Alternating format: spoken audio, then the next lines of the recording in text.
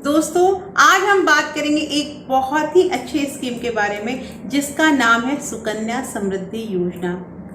इस वीडियो में हम डिस्कस करेंगे कि ये स्कीम क्या होता है, इसके क्या रूल हैं, इसमें हमें कितने पैसे जमा करने होते हैं, कितने समय के लिए जमा करने होते हैं और कितने समय के बाद हमें पूरे पैसे वापस मिलेंगे। दोस्तों, इसके साथ ही यहाँ पे ये भी हम डिस्कस करेंगे कि कैसे हम किस टिप्स को यूज करके हम ज्यादा से ज्यादा मैच्योरिटी अमाउंट ले सकते हैं।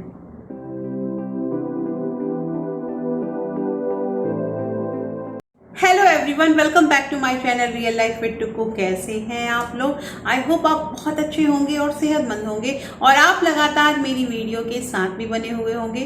दोस्तों, आज की जो वीडियो है, इस वीडियो में हम डिस्कस करेंगे सुकन्या समृद्धि योजना के बारे में। नाम से ही क्लियर हो रहा है, सुकन्या मतलब कि यहाँ पे आपकी बेटी या आपकी डॉटर के लिए जो पैसे निवेश करने हैं उसके बारे में हम बात करेंगे।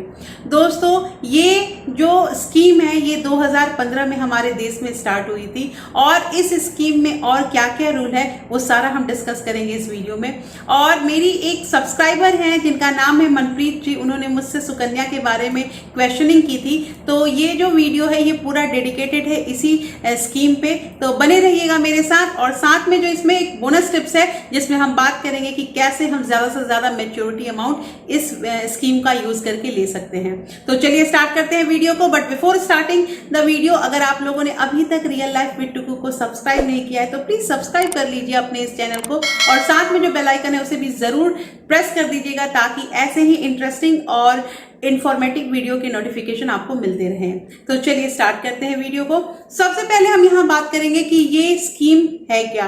इस स्कीम में आप अपने 10 साल तक की लड़की के लिए आप खाता खुलवा सकते हैं। ये खाता कहाँ खुलवाना है? तो ये खाता हम पोस्ट ऑफिस या कोई भी सरकारी बैंक जो है उसमें हम ये खाता खुलवा सकते हैं। साथ में यहाँ पे बात होगी कि क्या हम कितने अपनी बेटियों के ये खाता खुलवा सकते हैं। तो हम 1 या 2 बेटी का खाता खुलवा सकते हैं, लेकिन अगर किसी मामले में ट्विंस या ट्रिपलेट है तो 3 खाता भी खुलवाया जा सकता है। इसके अलावा एक बच्ची का एक ही खाता खुलवाना है, आप उसके मल्टीपल अकाउंट नहीं खुलवा सकते हैं। उसके बाद यहाँ पे बात हो रहा है कि जो बिटिया का उम्र होगा वो 10 साल से कम होना चाहिए। और यहाँ बात आ रही है कि हमें कितने पैसे यहाँ पे निवेश करने होंगे।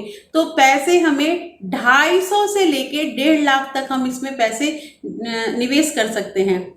मतलब कि मिनिमम अमाउंट जो है वो 250 का है और मैक्सिमम 1.5 लाख का है। 1 साल में हम इतना पैसा जमा कर सकते हैं। आप चाहें तो 500 और 1000 रुपये भी जमा कर सकते हैं। इसके अलावा ये भी जरूरी नहीं है कि आपको हर महीने पैसे डालने हैं, आपको साल में एक बार पैसा जरूर डालना है। अगर आप 1 साल में पैसे नहीं डालते हैं तो दूसरे साल आपका जो ये अकाउंट है वो डीएक्टिवेट हो जाता है। तो उसको एक्टिवेट करने के लिए आपको पेनाल्टी 50 रुपए लगेंगे और आप फिर से उसे एक्टिवेट कर सकते हैं। यहां बात हो गई कि कितने रुपए जमा करेंगे और हमारे जो कितना एज वहां पे फिक्स किया गया है वो बात हुई।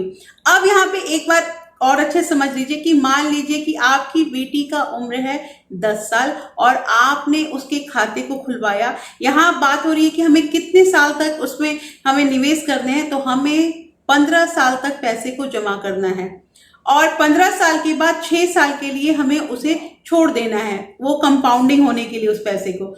21 साल के बाद हमें ब्याज के साथ पूरे पैसे मिलेंगे। जैसे कि आप समझिए यहाँ पे एक एग्जांपल से कि मान लीजिए कि आपकी बेटी का उम्र 10 साल है और आपने उसके लिए ये खाता खुलवाया, तो आपको 25 साल तक आपकी बिटिया होती है तब तक आपको पैसे निवेश करने हैं। वो डिपेंड करता है कि आप कितने पैसे उसमें जमा कर रहे हैं। और उसके बाद आप 31 साल में जब आपकी बेटी 31 ईयर्स की हो जाएगी तब आप वो जो पूरे पैसे हैं मैच्योरिटी अमाउंट वाले वो वहां से ले सकते हैं।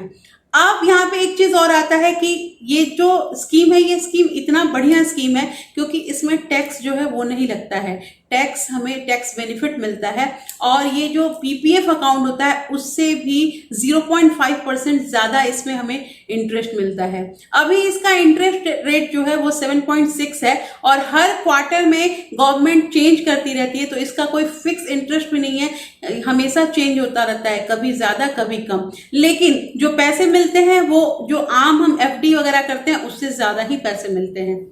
कुछ ज़रूरी बातें देखिए, दो जो मेन खर्च होते हैं हमारे, वो एक होता है जब हम हायर एजुकेशन करवाते हैं बच्ची का, और दूसरी होती है शादी की। तो यहाँ पे दो चीज़ें और भी दी गई है। वो क्या है कि अगर 18 साल की आपकी बच्ची हो जाती है और आपको पैसे की नीड होती है, तो आप अगर डॉक्यूमेंट वगैरह सबमिट करते हैं कि आपको यूनिवर्सिटी में एडमिशन करवाना है या आपको पैसे की ज़रूरत है, तो जितना आपने वहाँ पे पैसा सबमिट किया है उसका 50% आपको वहीं पे ब्याज के साथ डिडक्ट हो जाएगा, आपको वो मिल जाएगा। और बाकी पैसे जो है वैसे ही जमा करने हैं और जो रूल है वो चलता रहेगा।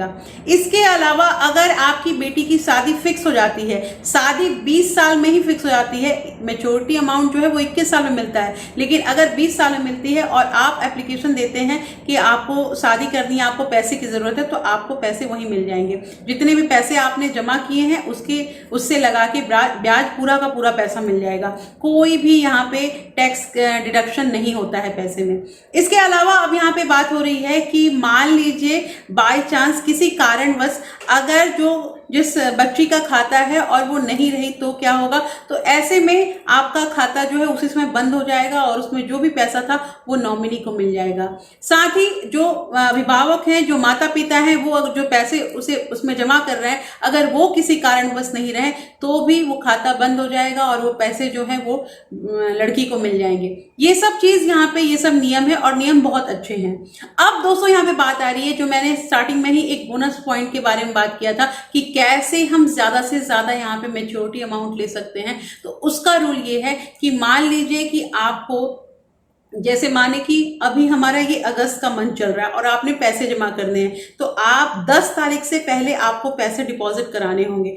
आप अगर 5 तारीख को ही पैसे डिपॉजिट करवा देते हैं तो आपका जो इंटरेस्ट है वो अगस्त महीने का भी उसमें जुट जाएगा, और अगर आप वही पैसे 10 तारीख के बाद देते हैं तो अगस्त महीने का इंटरेस्ट आपका उसमें इंक्लूड नहीं होता है। तो ये एक ट्रिक है जिससे हम ज्यादा से ज्यादा पैसे इस स्कीम में हम ले सकते हैं। तो दोस्तों कैसी लगी ये वीडियो मुझे जरूर बताइएगा, और इस वीडियो में मैंने पूरी तरह से कोशिश की है कि सुकन्या समृद्धि योजना का जो भी स्कीम है वो मैं आपको क्लियर कर पाऊं।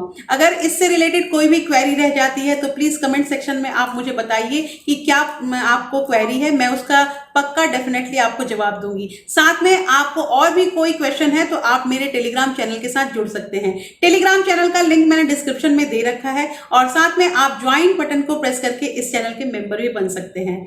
तो फिर मैं मिलती हूँ आपसे एक नए वीडियो के साथ, और हाँ, अगर वीडियो पसंद आए तो एक लाइक जरूर कर दीजिएगा। Thank you, thanks for watching.